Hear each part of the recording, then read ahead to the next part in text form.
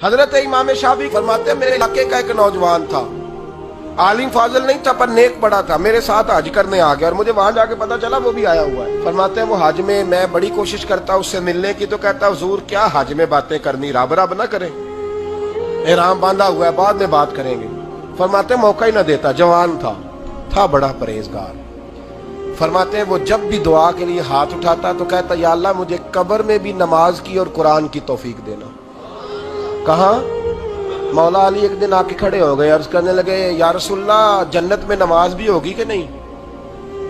حضور نے فرمایا علی نماز کی جگہ تو یہ ہے، وہاں تو اجر ملے گا نماز کا۔ تو عرض کرنے لگے حضور جہاں نماز نہیں نہ ہوتی علی کو مزہ کوئی نہیں آتا دن گزارنے کا، نماز ملے گی نا وہاں۔ کہاں جی؟ اللہ ہی خیر کرے، میں نے بیان ہی بڑا مشکل شروع کر دیا۔ جنت میں نماز کی تلاش۔ تو امام شافعی فرماتے ہیں کہ وہ نہ دعا مانگ رہا تھا یا اللہ قبر میں بھی توفیق دینا، اور میرے قابو نہیں آتا تھا، میں بڑی کوشش کرتا ذرا بیٹھے کو بات چیت کروں پر وہ نکل جاتا اور اپنی عبادت میں لگ جاتا۔ فرمانے لگے ایک دن نہ وہ حتیم کے پاس بیٹھ کے قرآن پاک پڑھ رہا تھا، میں 2-3 دفعہ گزرا تو پڑھ ہی رہا تھا، میں نے کہا آج قابو آ گیا ہے۔ میں اس کے پیچھے بیٹھ گیا اور میرے دل میں خیال تھا کہ جتنا بھی آج پڑھے گا نا میں نے اسے 2-4 باتیں کر کے جانا ہے۔ آپ فرماتے ہیں بھی میرے دل میں خیال آیا، اس نے قرآن مجید سمیٹا اور میری طرف دیکھ کے کہنے لگا حضور میں بھی آپ کا انتظار کر رہا تھا، آج میرا بھی دل تھا آپ سے ملنے۔ کہتے میں خوش ہو گیا، لیکن اس نے کمال کر دی، جیب سے چند دینار نکالے اور کہنے لگا حضور آج ظہر کی نماز کے بعد نا میرا انتقال ہو جائے گا، تو یہ نا پیسے رکھ لیں، کفن خرید کے نا تو میرا جنازہ پڑھ کے تو یہاں جنت المعلا میں دفن کر دینا۔ امام صاحب کہتے ہیں میں اگلے لفظ کہنے لگا تھا کہ مجھ پہ سختہ آ گیا، کہنے لگا حضور مہربانی کر دیں کہ آپ میرے علاقے کے، میں چپ کر گیا۔ ظہر کی نماز میں نے دوبارہ اس جگہ پڑھی تو میرے ساتھ صف میں موجود تھا، فرض بھی اکٹھے پڑھے، سنتیں بھی اکٹھی پڑھی، نفل پڑھ کے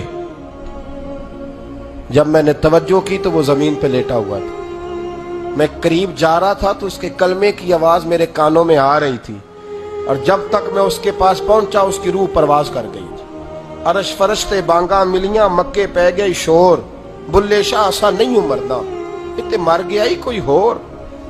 آپ فرماتے میں نے غسل دیا، کفن دیا، دفن کر دیا۔ کئی سالوں کے بعد میں دوبارہ آیا، اسی جنت المعلا میں مجھے ایک اور جنازہ پڑھنے کا موقع ملا۔ میرے دل میں ہمیشہ خیال آتا تھا کہ وہ تو کہتا تھا یا اللہ قبر میں بھی قرآن کی توفیق دینا، تو یا اللہ مجھے دکھا وہاں پڑھتا ہے کہ نہیں پڑھتا۔